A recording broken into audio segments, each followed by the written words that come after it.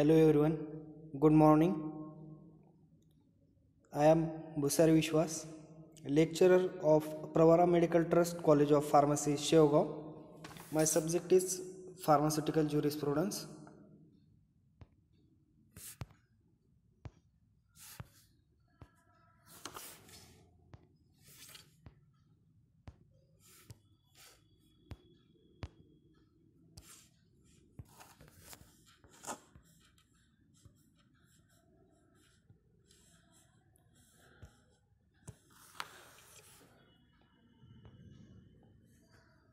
So friends, today we are going to discuss our next topic, medical termination of Pregnancy Act 1971 and rules thereunder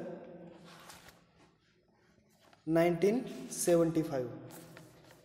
विद्यार्थी मित्रांनो, आपण pharmaceutical ज्युरिस्प्रुडन्स मधील जो आपला next topic आहे तो आहे medical termination of pregnancy act 1971 आणि रूल्स देअर अंडर जे काही रूल्स असतील 1975 अंतर्गत ते स्टडी करणार आहोत. त्यामध्ये आपल्याला काय काय स्टडी करायचं आहे तर एक म्हणजे त्याचा ऑब्जेक्ट, या रूलच्या मागं काय ऑब्जेक्ट आहे. मेनली ऑब्जेक्ट फर्स्टली स्टडी करूया. Object, this act was pass with object to provide for the termination of certain pregnancies by registered medical practitioner and for the matters connected therewith. Object काय आहे first, this act was pass.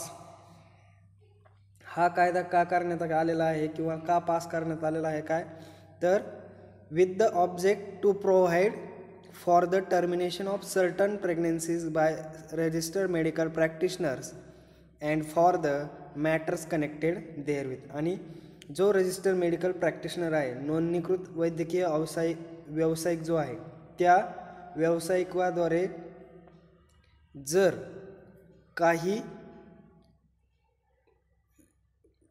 Certain termination of certain pregnancies संपुष्टात आणण्यासाठी किंवा तेथे संबंधित बाबीसाठी हा कायदा करण्यात आला आहे. हा कायदा कशासाठी करण्यात आलेला आहे तर this act was pass with the object to provide termination of certain pregnancies by registered medical practitioner आणि नोंदणीकृत वैद्यकीय व्यावसायिकाद्वारे जर certain termination of certain pregnancies संपुष्टात आणण्यासाठी व तेथे संबंधित बाबीसाठी हा कायदा करण्यात आलेला आहे.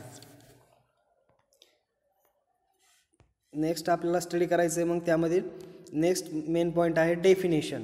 डेफिनेशनमध्ये काय काय डेफिनेशन स्टडी करायचे आहेत आपल्याला तर गार्डियन असेल, then minor, registered medical practitioner, then owner, then place. Firstly study करूया गार्डियन.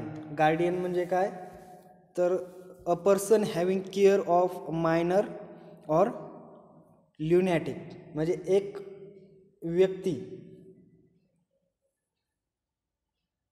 काय करतो, मायनर किंवा ल्युनॅटिक, एक व्यक्ती अल्पवयीन मायनर किंवा ल्युनॅटिक व्यक्तीची काळजी घेतो. देन नेक्स्ट वन आहे मायनर. मायनरला आपण काय म्हणू शकतो तर a person who under the provision of Indian majority act 1875 is to be deemed not to have attained his majority. म्हणजे गार्डियन म्हणजे पालक आणि मायनर जो स्टडी करत आहोत डेफिनेशन आपण ती काय आहे, a person who under the provision of the Indian majority act 1875 is to be deemed not to have attained his majority. आणि मायनर म्हणजे जे भारतीय अधिनियम ॲक्ट आहे, इंडियन मेजॉरिटी ॲक्ट, त्या ॲक्टनुसार, तो ॲक्ट कोणचा आहे, इंडियन मेजॉरिटी ॲक्ट 1875. ह्या भारतीय बहुमत अधिनियम 1875च्या तरतुदीनुसार एखादी व्यक्ती बहुमत मिळवू शकली नाही असे समजलं जातं त्या ठिकाणी. देन नेक्स्ट वन आहे रजिस्टर्ड मेडिकल प्रॅक्टिशनर म्हणजे नोंदणीकृत वैद्यकीय व्यावसायिक. मग त्याची डेफिनेशन काय सांगितली? A medical practitioner who passes any recognise medical qualification. काय पाहिजे तो?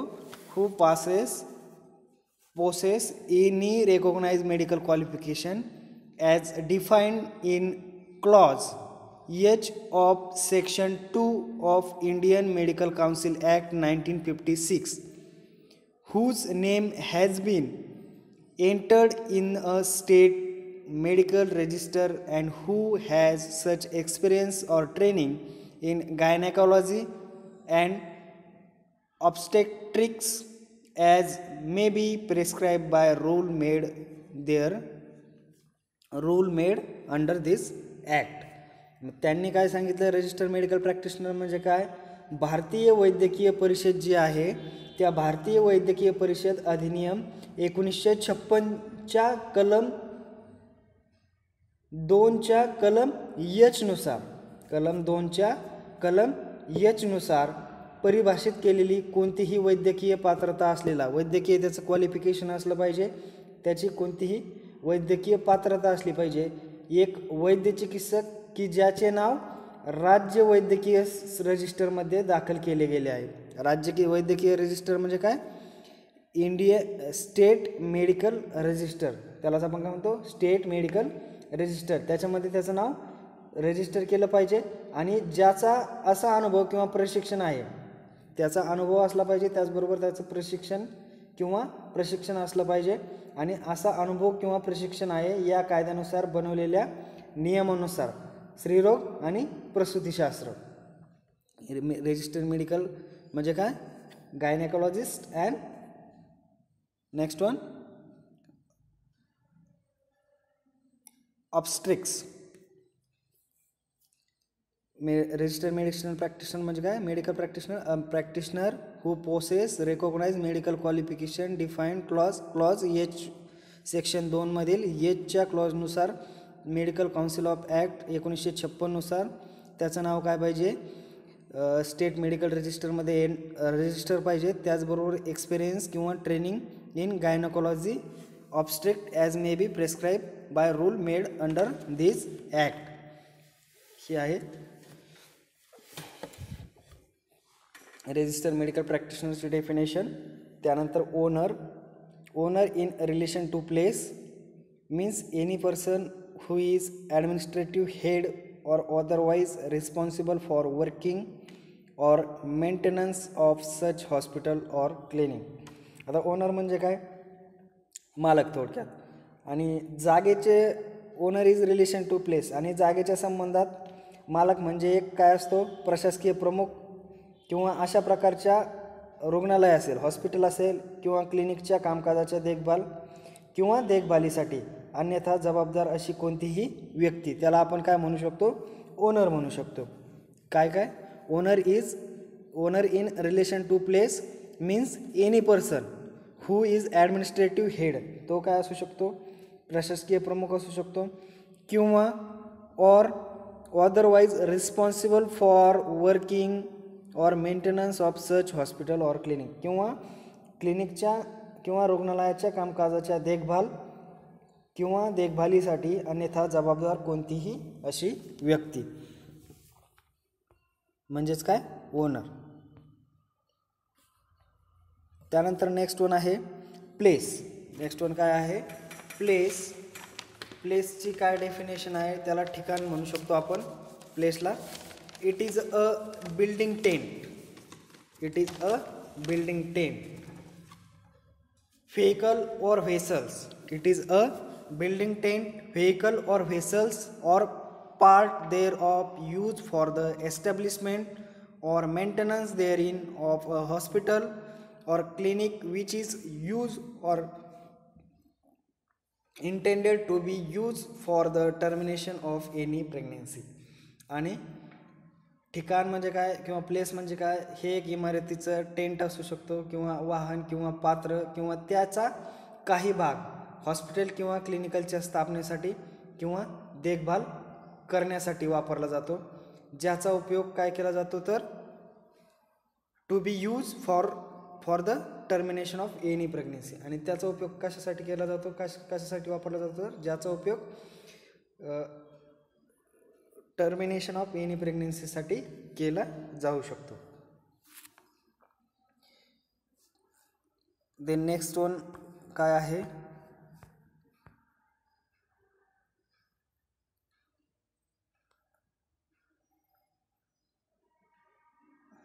नेक्स्ट वन आहे, नेक्स्ट जो पॉईंट आहे तो आहे circumstances under which the pregnancies may be terminated by registered medical practitioner. हा जो हे काही जे रजिस्टर मेडिकल प्रॅक्टिशनर जे असतात मर्यादित केलेल्या ज्येष्ठापैकी त्यांच्या काय आहेत त्या ठिकाणी शर्ती दिलेल्या आहेत. Circumstances under which the pregnancies may be terminated by register medical practitioner.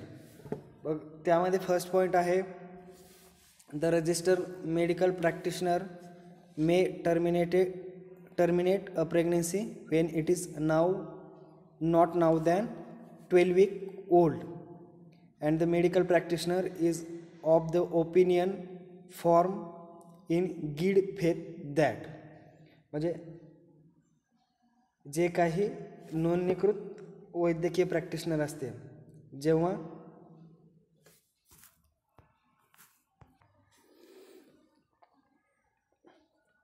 आणि फर्स्ट काय सांगितलं त्यांनी की register medical practitioner may terminate a pregnancy when it is not now than 12 weeks old and medical practitioner is of the opinion form in good faith that. आणि जो register medical practitioner आहे तो जेव्हा कधीपर्यंत प्रेग्नेन्सी त्या ठिकाणी terminate करू शकतो तर 12 आठवड्यापेक्षा जो आहे ते जुना नसला तर त्या ठिकाणी register medicinal practitioner may terminate the pregnancy. Then वैद्यकीय व्यवसायाने कशावर त्या ठिकाणी विश्वास ठेवलेला आहे तर वैद्यकीय व्यवसायाने त्या ठिकाणी मतदानावर विश्वास ठेवलेला आहे. देन त्याच्यामधील ए पॉईंट आहे, it is a continuance would result into serious injury to the physical or mental health of pregnant woman. आणि त्याच्या सातत्याने जी प्रेग्नेंट वुमन आहे त्या प्रेग्नेंट वुमनच्या शारीरिक किंवा मानसिक आरोग्यास गंभीर इजा होईल. देन बी पॉईंट काय आहे त्याच्यामधील, the child to be born would be seriously handicapped due to physical or mental abnormalities. आणि जन्म घेणारं मूल शारीरिक किंवा मानसिक विकृतीमुळे गंभीरपणे त्या ठिकाणी अपंग होऊ शकतं किंवा अपंग असेल. देन सेकंड वन आहे त्यामधील point, the register medical practitioner may terminate a pregnancy if it is more than 12 weeks but not more than 20 weeks. If not less than 2 registered medical practitioners are of the opinion mentioned in above, where any pregnancy alleged by the pregnant woman to have been caused by rape or as a result of failure of any contraceptive device used by any married woman or her husband for the purpose of family planning, it may be presumed to constitute a grave injury to mental health of the pregnant woman.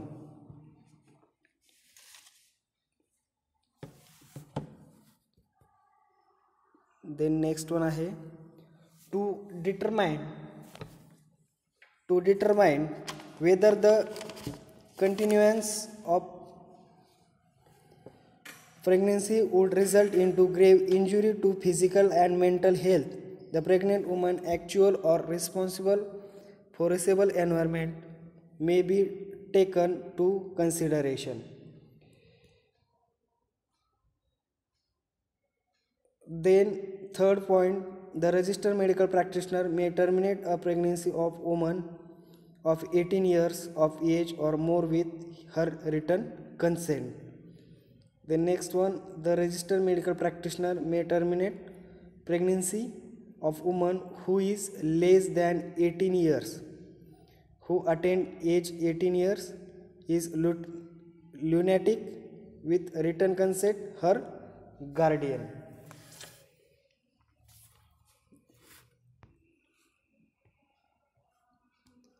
Then experience and training. The next one आहे experience and training. In that experience and training, first point, the medical termination pregnancy rules 1975 prescribe the experience or training in gynecology and obstetrics that registered medical practitioner should have to terminate any pregnancy. आणि medical termination of pregnancy नियम 1975 मध्ये स्त्रीरोगशास्त्र आणि प्रसूतीशास्त्रातील अनुभव किंवा प्रशिक्षण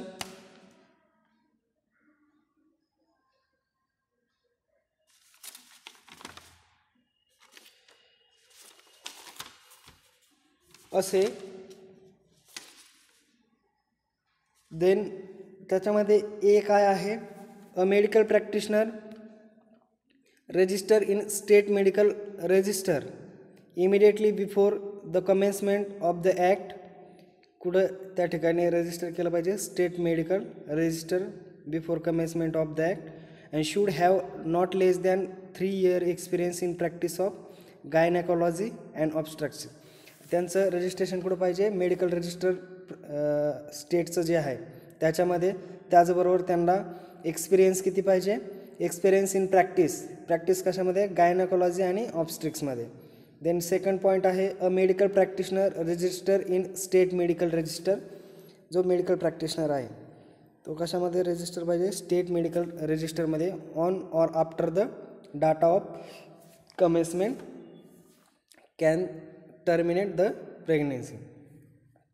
Then in that first point, if he has completed 6 months of house surgery in gynecology and obstetrics, आणि जर त्यानं 6 महिने हाऊस सर्जरी इन गायनेकॉलॉजीमध्ये किंवा ऑब्स्ट्रक्टमध्ये कंप्लीट केलेली असेल, त्यानंतर if he has experience at any hospital for period of not less than 1 year in practice of obstetrics and gynaecology. आणि जर त्या फिजिशियनने त्याला एक्सपिरियन्स असेल किती, नॉट लेस दॅन 1 वर्षाचा एनी हॉस्पिटलमध्ये प्रॅक्टिस कशामध्ये, ऑब्स्टेट्रिक्स अँड गायनेकॉलॉजीमध्ये. देन थर्ड वन आहे त्याचं क्वालिफिकेशन किंवा experience, he has assisted register medical practitioner in the performance of 25 cases of medical termination of pregnancy in hospital establishment or maintained or training institute approved by government for this purpose. आणि त्याने जर 25 medical termination of प्रेग्नेन्सीच्या cases handle केलेल्या असतील किंवा performance केलेला असेल त्या ठिकाणी, any institute of approved by the government. Then last one आहे, in case of registered medical practitioner who hold the postgraduate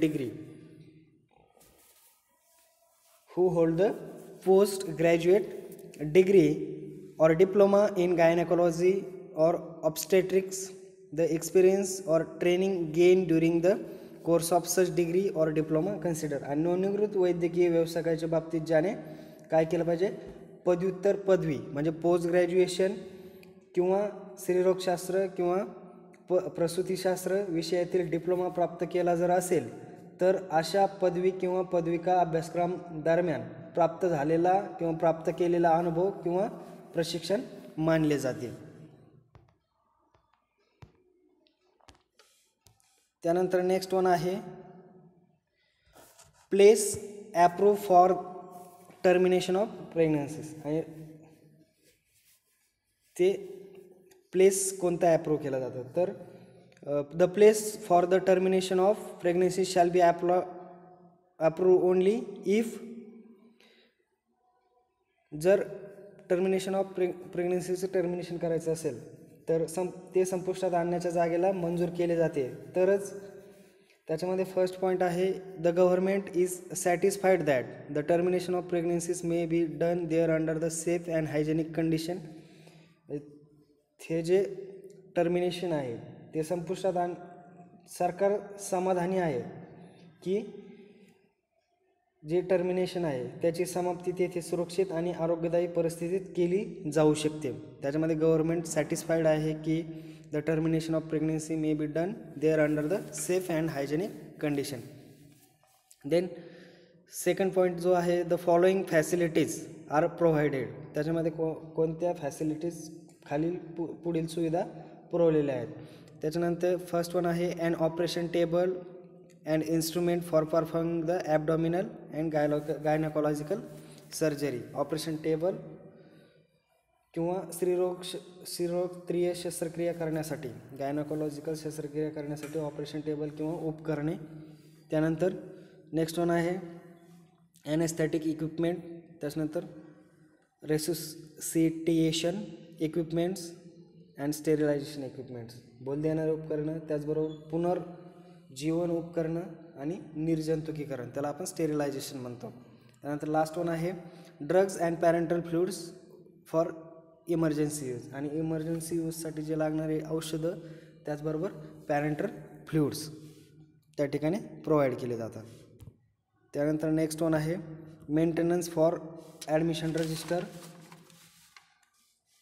then त्याच्यानंतर offences and penalties.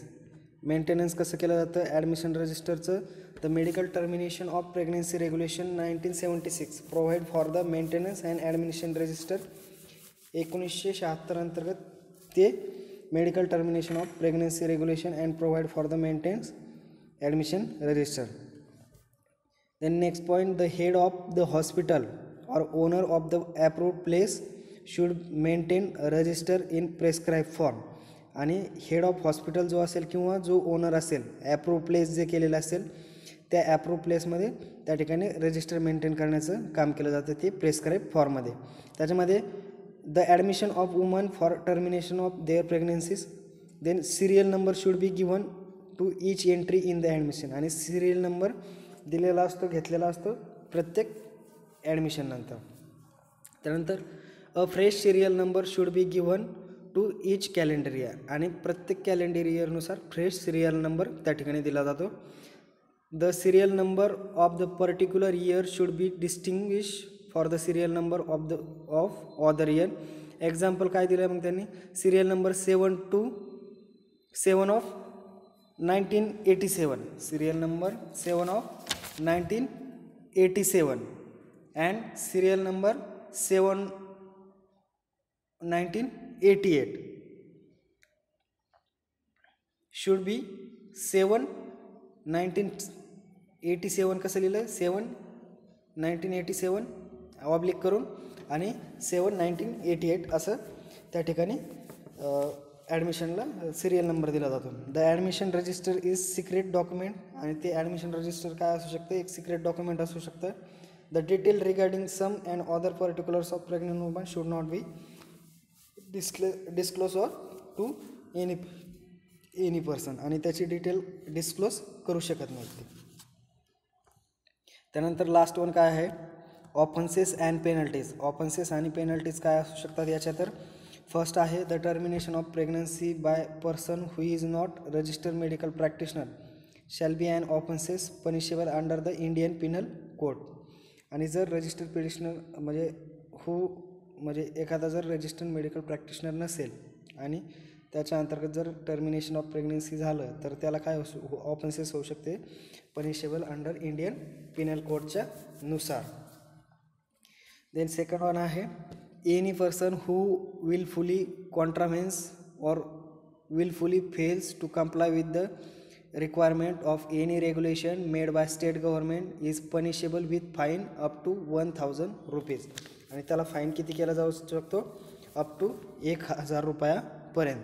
And third one आहे no suit or other legal proceeding shall lie against any registered medical practitioner for any damage caused or likely to be caused by anything which is in good faith done or intended to be under this act. ह्या आहेत त्याच्या offences and penalties. Thank you everyone. In this way our medical termination of pregnancy act 1971 chapter is over here. Next lecture we will be start our next topic.